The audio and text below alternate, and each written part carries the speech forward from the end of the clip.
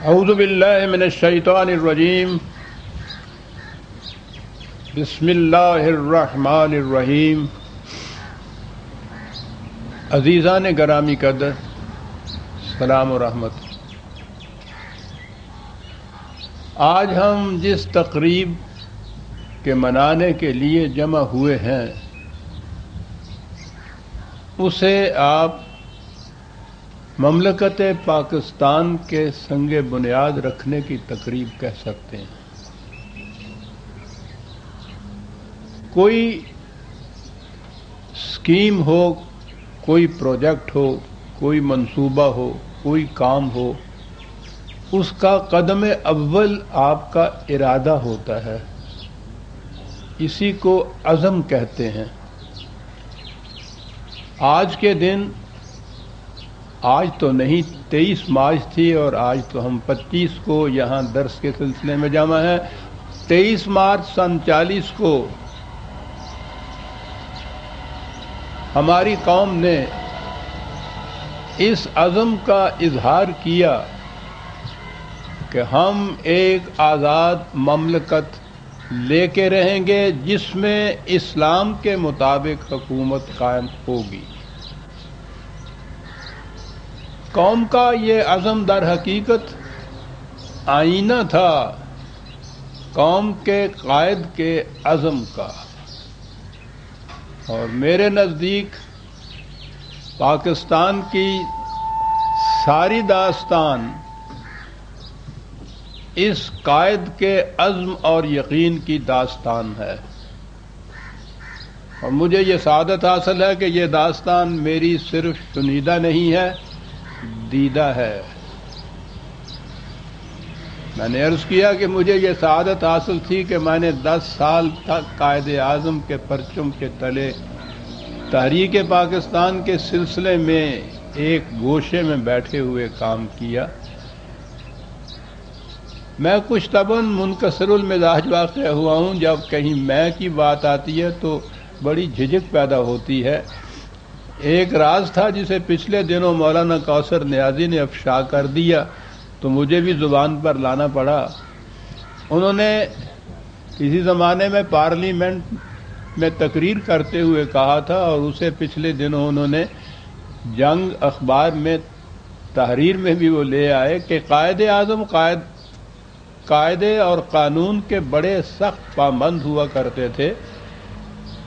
ملاقات ان سے اپائنٹمنٹ کے ذریعے ہوتی تھی اور بعض اوقات کافی عرصہ لگ جاتا تھا اپائنٹمنٹ حاصل کرنے میں. اور انہوں نے کہا کہ ایک شخص ایسا تھا جو اس سے مستثنا تھا.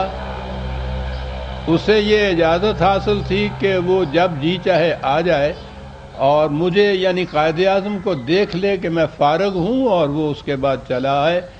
اور اس کے بعد اس پہ پابندی وقت کی بھی نہیں ہوا کرتی تھی. یہ واقعی قائد اعظم کی زندگی سے جو احباب واقف ہیں، یہ بہت بڑی رعایت تھی، بہت بڑی سعادت تھی.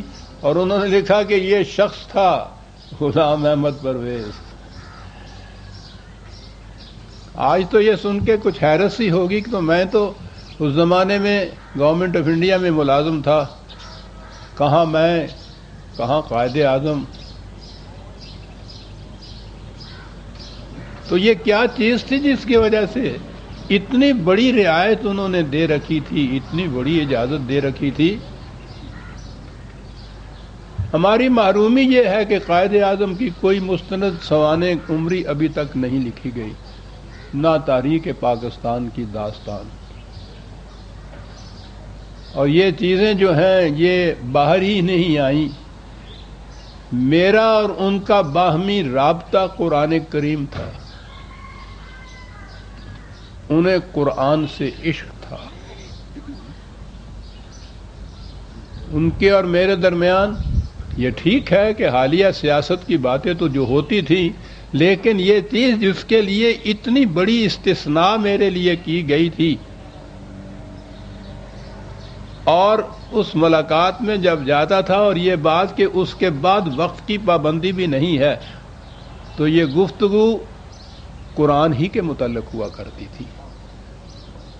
تو میں اتنا قریب رہا ان کے کہ یہ جو میں نے کہا ہے کہ یہ داستان ان کے عزم و یقین کی داستان ہے، مجھے بہت قریب سے یہ دیکھنے کا موقع ملا۔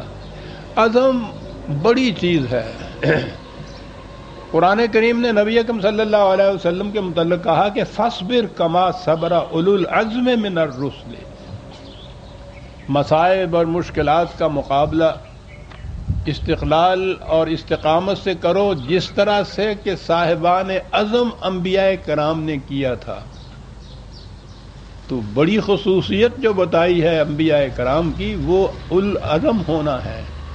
خود نبی اکرم صلی اللہ علیہ وسلم کے متعلق وَشَاوِرْهُمْ فِي الْأَمْرِ، معاملات میں اپنے رفقا سے مشورہ کرو، فَإِذَا عَزَمْتَ فَتَوَكَّلْ عَلَى اللَّهِ، اور جب تو عزم کر لے تو پھر خدا کے قانون کی محکمیت کے اوپر جو یقین کامل تمہیں حاصل ہے پھر اس پہ چل نکلو۔ اور دوسری طرف یہ کہا کہ یہ آدم سے جو جنت چھن گئی تھی اس کی وجہ یہ تھی کہ لم نجد لہو عزما، ہم نے اس میں عزم نہیں پایا تھا۔ تو عزم اتنی بڑی چیز ہے عزیزان مان، یہ عزم تھا، عزم راسخ قائد اعظم کا، کہ جس کی وجہ سے ایک قطرہ خون بہائے بغیر اتنی عظیم مملکت ہمیں مل گئی کہ انسانیت کی تاریخ میں اس کی مثال نہیں ملتی۔ پھر جو میں نے عرض کیا ہے کہ اپنے مقصد کی صداقت پر جس قدر زیادہ یقین محکم ہوگا اتنا ہی عزم راسخ ہوگا۔ قائد اعظم کو جو دعویٰ انہوں نے کیا تھا، جو مطالبہ تھا، اس کی صداقت پر پورا یقین اور یقین کامل تھا۔ یہ دو چیزیں شانہ بشانہ چلی ہیں اور یہی ان کی زندگی کا سب سے بڑا راز تھا۔ یقین، اسی کو ایمان کہتے ہیں اصطلاح میں۔ اقبال کے الفاظ میں یقین مثل خلیل آتش نشینی، یقین اللہ مستی خود گزینی، سنائے تہذیب حاضر کے گرفتار غلامی سے بتر ہے بے یقینی۔ قومیں ڈوبتی اس وقت ہیں جب ان کو اپنے مقصد کی صداقت پر یقین باقی نہیں رہتا۔ یقین نہیں رہتا تو عزم متزلزل ہو جاتا ہے۔ عزم سنگ بنیاد ہوتا ہے، جب وہ متزلزل ہوتا ہے تو اوپر کی عمارت کی تو حیثیت ہی کچھ نہیں رہتی۔ آج جو ہم اپنی قوم کا اتنا رونا رو رہے ہیں تو یہ اس لیے کہ ہم میں یقین باقی نہیں رہا۔ اسی لیے بار بار وہ مصور پاکستان جس نے تصور دیا تھا علامہ اقبال، ساری عمر وہ یہی کہتا رہا کہ خدائے لم یزل کا دست قدرت تو، زباں تو ہے، یقین پیدا کر ہے غافل کے مغلوب گماں تو ہے۔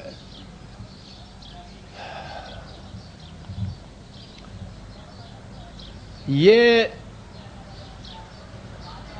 عزم راسخ رہتا ہے۔ مصائب کے مقابلہ کرتے وقت آپ کا انداز کیا ہے، آپ کے پاؤں میں لغزش تو نہیں آتی، وہاں پرکھا جاتا ہے کہ آپ کا عزم کتنا راسخ ہے۔ جو حضور سے یہ کہا گیا نا کہ فاصبر، وہ معنی یہ ہے کہ مخالفتوں کے ہجوم میں تمہارے پاؤں میں لغزش نہیں آنی چاہیے۔ آج کی نشست میں اس عزم کے اظہار کے دور کے ابتدائی واقعات کچھ عرض کروں گا، جس سے معلوم ہوگا کہ مشکلات کا کتنا ہجوم تھا، مصائب کا کتنا انبوہ تھا، جس نے چاروں طرف سے قائد اعظم کو گھیر رکھا تھا اور اس میں ان کے عزم میں ذرا لغزش پیدا نہیں ہوئی تھی۔ آپ کو معلوم ہے کہ قائد اعظم ساری عمر نیشنلسٹ رہی۔ نیشنلسٹ کے معنی تھے کہ ہندوستان کی چار دیواری میں بسنے والے ہندو، مسلمان، سکھ، عیسائی سارے وطن کی اشتراک کی بنیادوں پر ایک قوم ہے اور ہندوستان کی آزادی سب کی آزادی ہے۔ یہ نیشنلزم کہلاتی تھی۔ وہ ساری عمر ہندو مسلمان کے اتحاد کے لیے انہوں نے سعی کاوش کی۔